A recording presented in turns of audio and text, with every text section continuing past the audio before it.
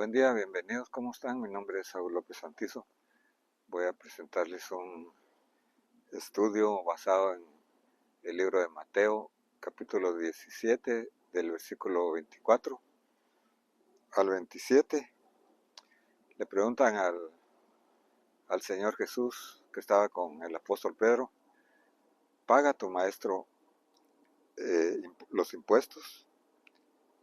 Jesús pagó los impuestos que se los requirieron. ¿Por qué y cómo? Es lo que vamos a ver en esta ocasión.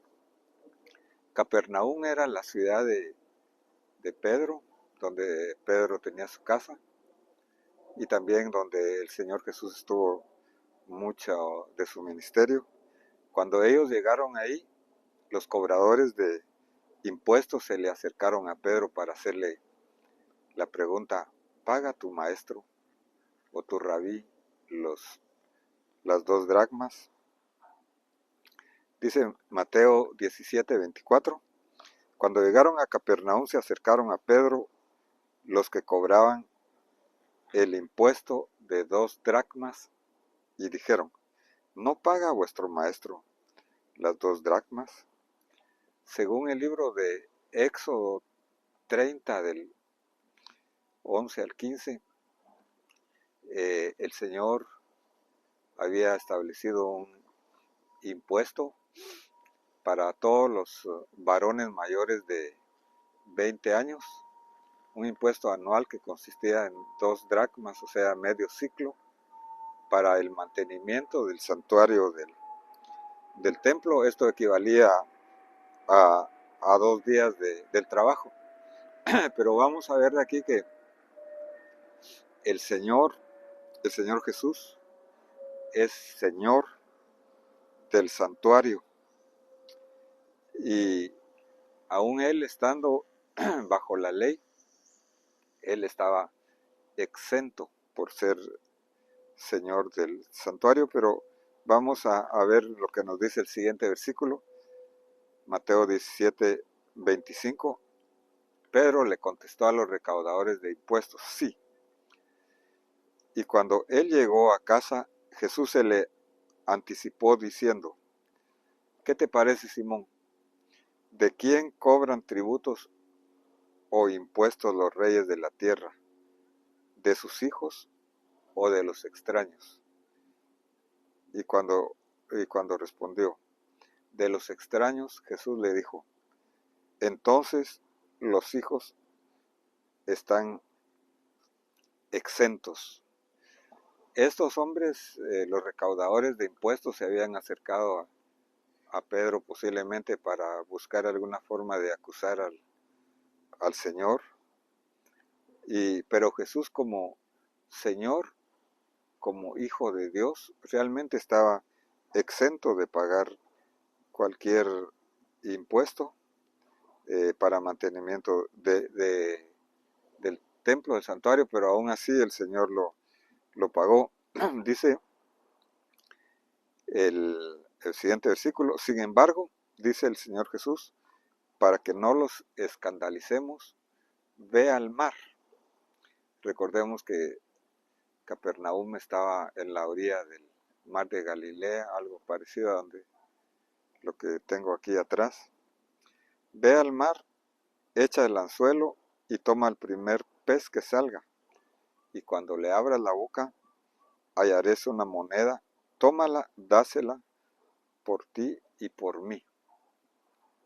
Entonces Jesús pagó el impuesto con el objetivo, con el propósito de evitar los malentendidos, evitar escandalizarlos, y para ser un ejemplo a los demás.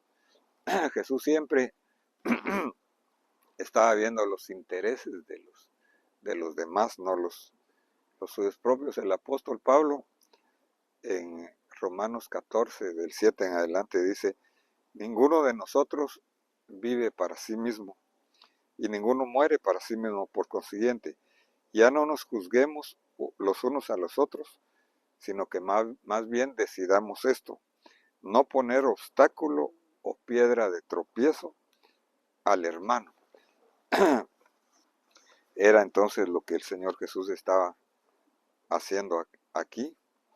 El Señor Jesús voluntariamente se hizo siervo, se hizo uno de nosotros para darnos el ejemplo.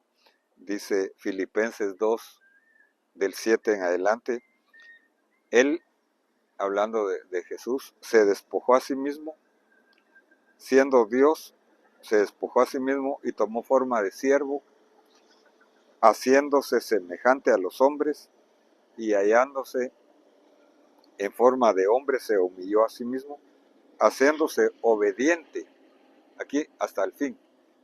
Entonces aquí Él se hace obediente, se humilló a sí mismo, aún sabiendo la corrupción que se manejaba en el templo. Él en cierta ocasión dijo, mi casa, hablando del templo, que era la casa del Señor, mi casa será llamada casa de oración, vosotros la habéis vuelto en cueva de ladrones.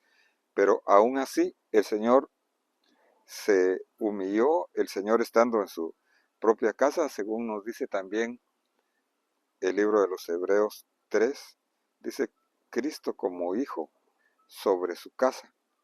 Entonces Él, tomando este ejemplo, nosotros debemos de cumplir con nuestro deber, aún más allá de lo que se nos pide, con nuestro ejemplo. Entonces, vamos a ver ahora la forma en que el Señor pagó este impuesto. El Señor lo pagó.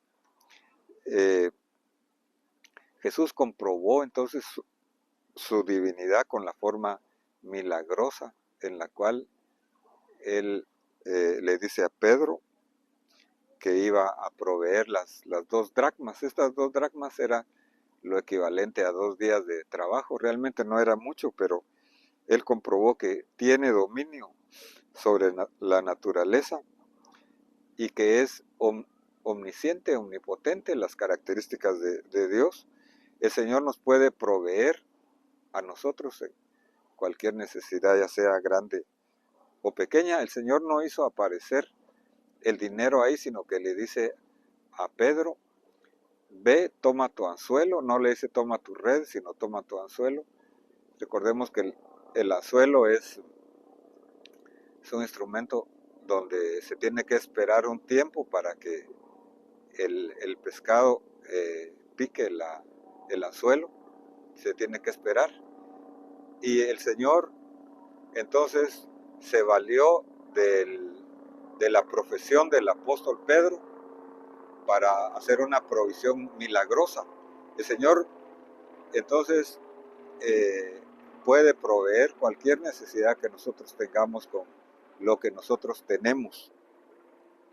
Pedro era pescador y con algo específico, él proveyó algo específico, una necesidad específica que eran las 2 dracmas, era medio ciclo o medio shekel, sería en el presente ahora en Israel. Proveyó entonces Jesús este pago del impuesto. No solamente era para Jesús, sino para Pedro. La moneda fue exactamente lo que el Señor hizo. Tenemos entonces nosotros este ejemplo y debemos de confiar en el Señor, como dice Mateo 6:33, que no nos preocupemos por las cosas, sino que busquemos primeramente el reino de Dios y su justicia, y todas las demás necesidades van a venir por añadidura cuando confiemos nosotros en Él.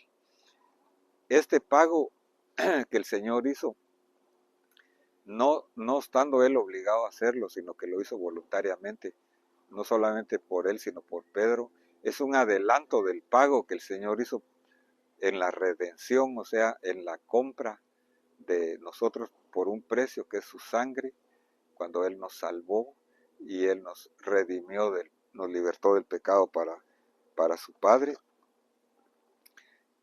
Por otro lado, nosotros también debemos de tomar este ejemplo, que debemos de contribuir para las diferentes necesidades que tiene la casa de Dios, donde nosotros nos reunimos para adorar a Dios. Hay diferentes necesidades económicas, las cuales tienen que ser proveídas. Entonces, para terminar, vamos a ver que el Señor demuestra aquí su humildad a- al hacerse uno de nosotros y pagar su obediencia.